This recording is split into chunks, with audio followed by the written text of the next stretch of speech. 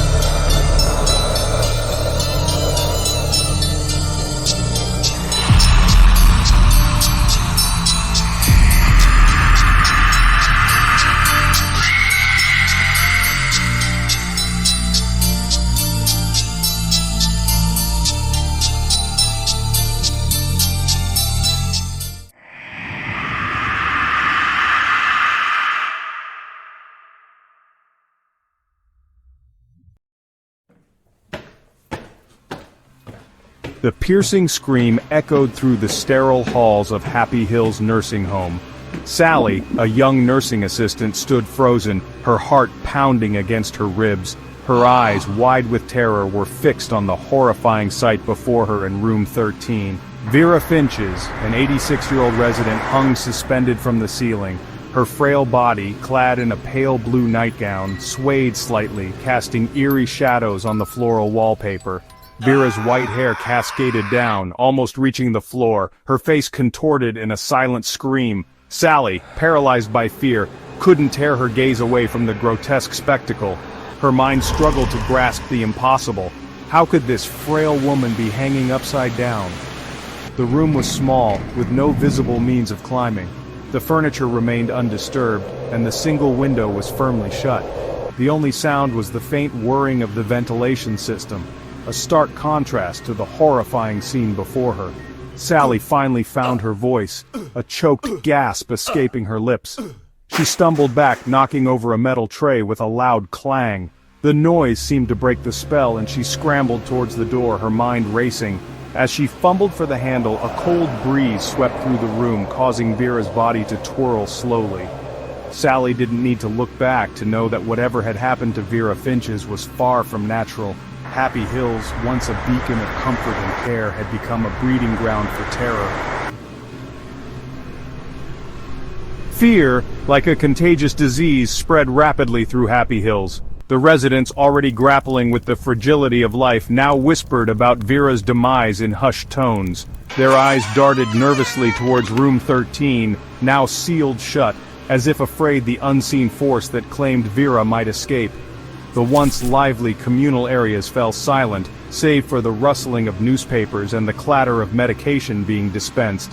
Mealtimes, once a source of social interaction, transformed into tense affairs. Residents avoided eye contact, their gazes fixed on their plates.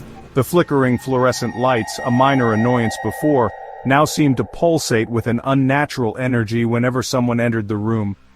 An unsettling silence descended as Vera's empty chair, a stark reminder of the horror that had befallen them, remained unoccupied. The staff, equally disturbed, performed their duties with forced smiles and hurried steps. The weight of unseen eyes seemed to follow them through the hallways. Whispers of cursed and possessed followed them like shadows. The once comforting routine of Happy Hills had been shattered, replaced by an undercurrent of fear and suspicion. But it was Mrs. Henderson, an elderly woman who claimed to see auras, who first articulated the growing unease. She swore that Vera, or at least her tormented spirit, still lingered within the walls of Happy Hills. She described seeing a translucent figure resembling Vera hovering near room 13, its eyes burning with a cold, malevolent light. Mrs. Henderson's claims, initially dismissed as the ramblings of an aging mind, gained traction when others began to report strange occurrences. Objects moved inexplicably, whispers seemed to emanate from empty rooms, and a pervasive chill settled over the building even on the warmest days. The staff, desperate for an explanation, began to avoid room 13 altogether. leaving trays of food outside and retreating quickly. It was during one of these hurried deliveries that a young nurse claimed to have seen Vera sitting on her bed, humming softly to herself. She wore the same pale blue nightgown from that dreadful night, her white hair framing a face that was no longer contorted in horror but held a disturbingly serene smile. The nurse, trembling, had placed the tray on the floor and fled, her terrified screams echoing down the hallway. Most disturbingly, when the staff returned later, the cookies were gone. Only a single crumb remained on the otherwise empty plate. The situation at Happy Hills deteriorated rapidly. The staff, overwhelmed by fear, threatened to walk out. Desperate, Mr. Davis contacted Father Michael, a renowned exorcist. Father Michael listened intently to Mr. Davis's account. The terror in Mr. Davis's voice convinced him. Armed with his faith, Father Michael arrived at the nursing home. He entered room 13, senses on high alert. He began to pray, his voice soothing. A low growl resonated, followed by a raspy voice hissing, "Leave this place, she is mine." Thanks for watching this unsettling story from Father Lokk's Horror House. Welcome to the family, all new subscribers. It's such an honor to call you a Lokk. Please subscribe and hit your notification bell if you haven't already. Be safe out there, and in the words of Father Lokk, always remember, and always know, that he love y'all. Happy holidays everybody, and happy Lokk-a-days, Lokk family.